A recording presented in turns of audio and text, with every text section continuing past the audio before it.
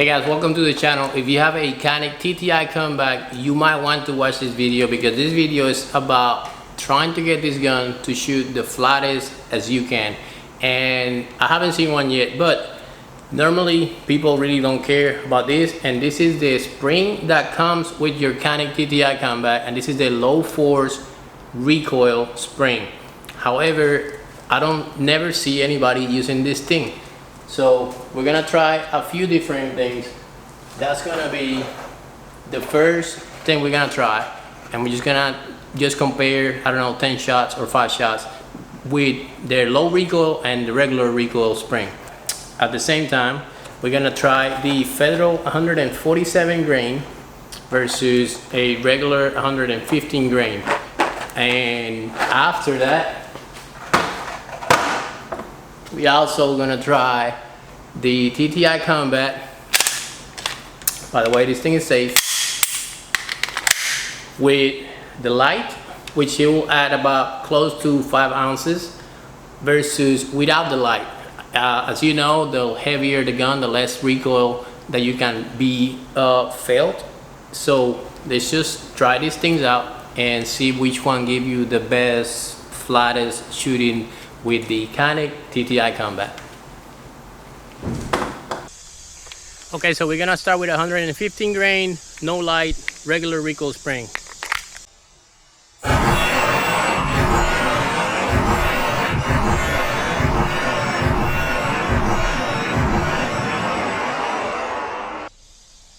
So now we got our Federal 147 grain with a low recoil spring for subsonic. So let's try it out in slow motion and let's see what we got.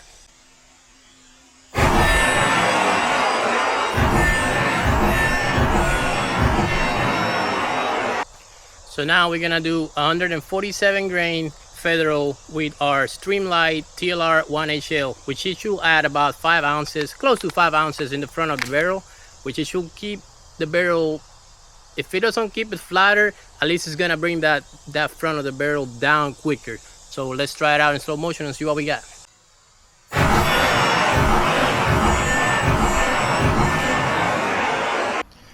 So now it's gonna be 115 grain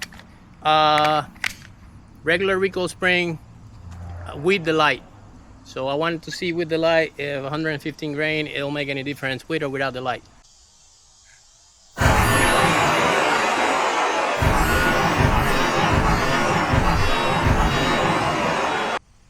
So to me, and it could be because this gun has a compensator, which is not the best compensator, I already know that, but it still have a compensator sported. So to me, I think I don't see much of a difference between the 115 and the 147. However, with the light, I kind of see that it go back into your target faster.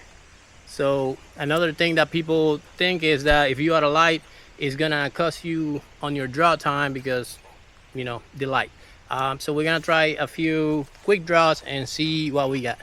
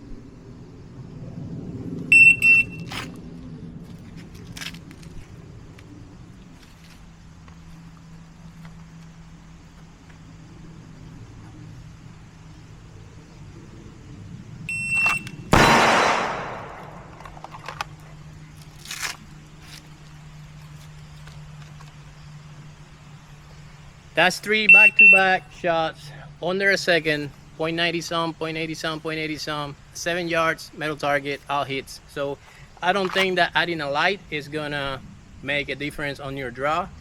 I haven't seen any difference, at least on my draw. And to finish this, because it's already hot and I'm getting eaten by mosquitoes, believe it or not.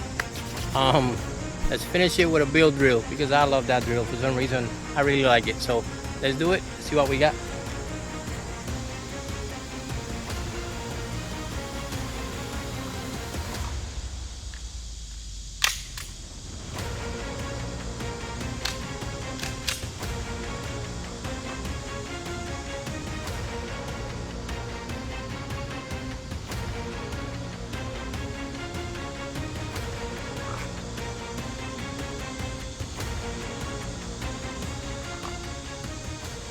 Ready.